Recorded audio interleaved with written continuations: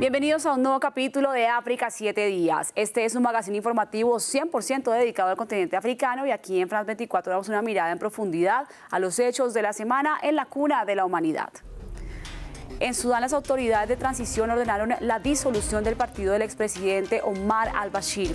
Además, derogaron una ley de orden público por medio de la cual miles de mujeres sudanesas fueron condenadas a violentos castigos por indecencia en su manera de vestir o por salir a festejar.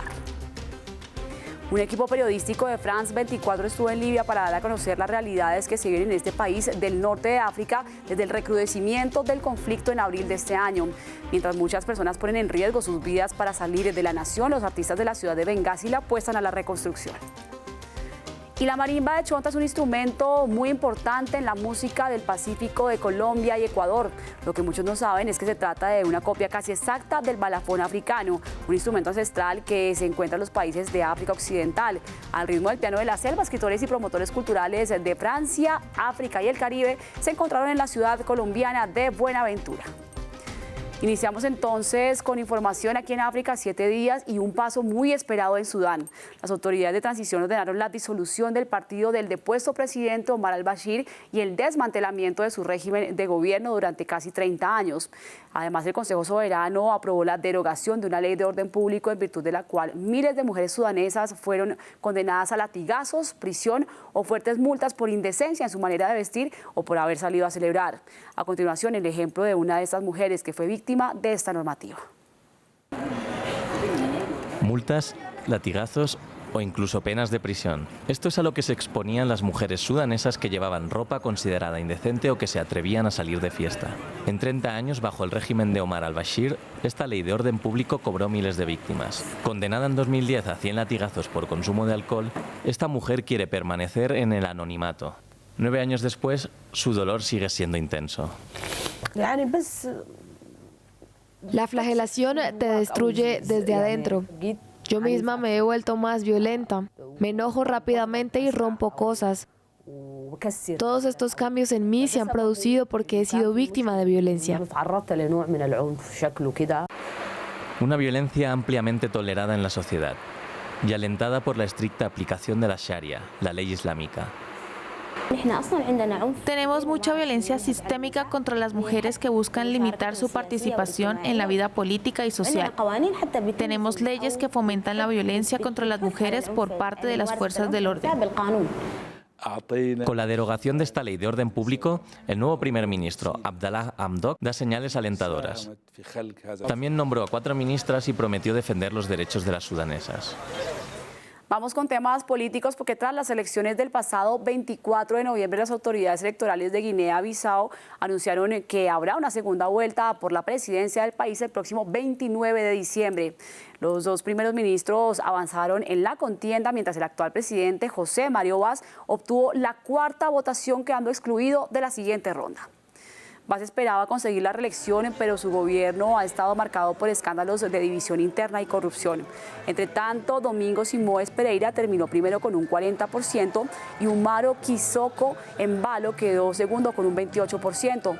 Tras los anuncios, Embalo aseguró que confía en la victoria en la segunda vuelta y que es el único candidato que puede unir al pueblo de Guinea-Bissau. Entre tanto, Pereira hizo campaña como modernizador, cuya promesa de reforma a la salud y la educación le ha generado muchos adeptos. Y al menos 41 personas murieron en Kinshasa, la capital de la República Democrática del Congo, como resultado de las fuertes lluvias que causaron inundaciones y deslizamientos de tierra y además electrocuciones.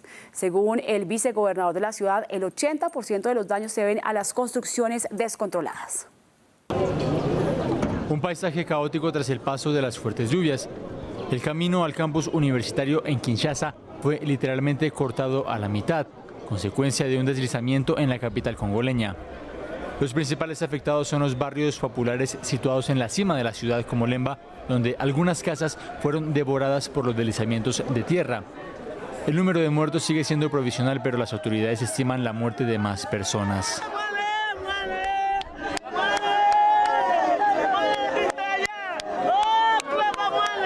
La población ribereña se ha dedicado a reducir el tamaño de estos ríos. Eso es lo que hizo que las aguas se desbordaran, así que la razón principal, en mi opinión, son las construcciones anárquicas y también las construcciones hechas en canaletas y colectores. La República Democrática del Congo es uno de los países más afectados por la pobreza. Mi casa es para allá. Algunos residentes están tratando de salvar lo que pueden. Afortunadamente para nosotros trasladamos lo que había dentro de la casa y luego la casa cedió y causó lo que se ve aquí. Tratamos de asegurarnos de que nuestras pertenencias estén almacenadas aquí y allá con nuestros vecinos. Las inundaciones son frecuentes en Kinshasa. En enero de 2018, unas 50 personas murieron por erosiones y deslizamientos de tierra. Vamos al norte del continente porque la guerra en Libia volvió a estallar en abril de este año. Las fuerzas del mariscal Khalifa Haftar, quien está tratando de conquistar todo el país después de haberles arrebatado el este a los islamistas, continúan combatiendo. En Benghazi, la segunda ciudad más grande del país, algunos artistas se muestran entusiasmados, mientras que otros están preocupados y se preguntan cuál es su lugar en la guerra en este país. 2 años después del final de la guerra, una parte de Benghazi ha vuelto a la normalidad. Las tiendas y los centros comerciales, completamente nuevos, han vuelto a abrir sus puertas bajo la mirada benevolente del héroe del este libio, el mariscal Haftar. En este barrio en proceso de renovación, Tanarut acoge a jóvenes artistas que pueden expresarse de nuevo. Inaugurado en 2015, es el único centro cultural de Benghazi. En una ciudad donde las necesidades de reconstrucción son enormes, el director defiende los intereses de su centro. El arte y la cultura van en la misma dirección que la reconstrucción en Benghazi. Todavía necesitamos el arte para poder transmitir un mensaje a los libios. Debemos permanecer unidos, debemos permanecer serenos y debemos cuidarnos los unos a los otros. La música, la pintura, la escritura, este renacimiento cultural podría durar mucho tiempo. Con la guerra civil que vuelve a destruir varias regiones de Libia desde el pasado mes de abril, los artistas de Benghazi vienen a dudar de su propio lugar en la sociedad. Son tiempos difíciles para trabajar, especialmente con esta nueva guerra en Trípoli, porque la gente se pregunta ¿cuáles son las reglas ahora? La gente está luchando, hay armas por todas partes. ¿Por qué deberíamos escuchar una canción o mirar un cuadro o leer poesía? Mansour Hussein no se hace estas preguntas. Este joven rapero, conocido como Unknown, canta sobre la juventud libia, una generación perdida, moldeada por la guerra, atrapada en el desempleo y la pobreza.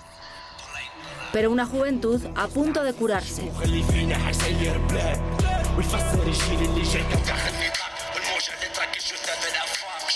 Para este artista de 24 años, lo que está ocurriendo hoy en Libia, este regreso al orden del mariscal Haftar, debería imponerse en todo el país. Era difícil antes de 2014. Con ISIS, si cantabas, te cortaban el cuello o te disparaban. Ahora las cosas van mejor. Podemos decir lo que queramos. Ahora, afortunadamente, la seguridad ha regresado. Al igual que los artistas de su ciudad, los habitantes de Benghazi están divididos entre si hay que conquistar el territorio con armas o favorecer el diálogo político. Mientras tanto, en Trípoli, la capital, después de meses de conflicto, cientos de personas han muerto y la reunificación de Libia bajo el mando del mariscal Haftar está todavía muy lejos. Y finalizamos con temas culturales porque France 24 acompañó la visita de varios escritores y promotores culturales africanos y del Caribe a Colombia, provenientes de la República Democrática del Congo, Francia y Haití. Su objetivo fue fortalecer la relación entre el continente y la diáspora en América Latina por medio del arte. El encuentro tuvo como protagonista un instrumento africano en su versión latinoamericana. Se trata de la marimba de Chonta. La marimba de Chonta es el instrumento más importante de la música del Pacífico en Colombia y Ecuador. La población afrocolombiana de estos dos países ha desarrollado toda una cultura musical con base en el piano de la selva, que fue declarado Patrimonio Cultural de la Humanidad por parte de la UNESCO en 2015, y no es más ni menos que una copia casi exacta del balafón africano. Un instrumento milenario que se encuentra en países de África Occidental como Senegal y Costa de Marfil, entre otros. La marimba es la protagonista principal del currulao, un ritmo afrocolombiano que representa la herencia innegable de África en América Latina, donde viven alrededor de 200 millones de afrodescendientes. Una de las ciudades colombianas, cuna de la marimba, es Buenaventura, ubicada en la costa pacífico de Colombia, que poco a poco se ha ido convirtiendo en un punto de encuentro para cultores, artistas y escritores afro del mundo entero. Catherine Dugna Gerard es una promotora cultural congoleña que está liderando importantes iniciativas en el marco de ese intercambio cultural. Es muy importante para mostrar que la cultura francesa es rica de muchas raíces y que justamente una de las riquezas de esta cultura es el aporte que ha hecho la cultura afro. Y nos sirve para mostrar también y servir de espejo a la cultura que tenemos en Colombia para también valorar esta misma cultura afro. La escritura francófona cobra especial relevancia si de la cultura africana se trata. Por eso en 2019 Francia fue el país invitado a la Feria del Libro de Cali, que además de invitar escritores de África y el Caribe, rindió homenaje a Arnoldo Palacios, un escritor chocoano que se radicó en la nación gala y allí escribió la mayor parte de su obra. Un sueño que tuvimos nosotros por muchos años, que había como esa fusión del puente que mi padre quisiera siempre hacer entre el mundo intelectual francés, que a él le gustó tanto, inspirado por la Revolución Francesa, los ideales políticos y humanos, y su tierra, el Chocó. Su hijo Paul, un conocedor tanto de la diáspora afro en Europa como de África y América Latina, visitó Buenaventura para hablar del legado de su padre. Es importantísimo para sostener, difundir y mostrar la riqueza de la cultura francófona a través de los negros y de los africanos y de los árabes, porque de verdad que África no es como un país. Pero este mapa de la escritura francófona no estaría completo sin representación del primer país en alcanzar la independencia en el continente americano. Pocas personas saben que fue Haití quien le ayudó a las tropas de Simón Bolívar a gestar la libertad en América Latina. Hoy esas historias llegan en maravillosos textos como el de este escritor haitiano que visitó Colombia por primera vez. Haití era el país que más resplandecía en América en ese entonces. Se había vencido al ejército de Napoleón. Tenía las capacidades militares para ayudar a Latinoamérica a alcanzar su independencia. Hoy lastimosamente vivimos una situación difícil, pero es importante relatar esta historia a los jóvenes. Yo cuando estoy en Colombia me siento en casa, porque para mí es del Caribe. Es la misma tierra, las mismas montañas. De esta manera se construye y avanza una agenda de intercambio cultural sur-sur que incluye una bienal de arte africano a desarrollarse en Colombia entre el segundo semestre de 2020 y el primero de 2021. Todo esto con el objetivo de fortalecer la relación entre África y la diáspora y elevar la identidad de los afrodescendientes en América Latina y el Caribe por medio de las manifestaciones culturales. Así finalizamos este capítulo de África 7 días, pero recuerde que usted puede ampliar la información en nuestra página web france24.com y por supuesto continuar aquí con nosotros. Quédense, esto es France 24.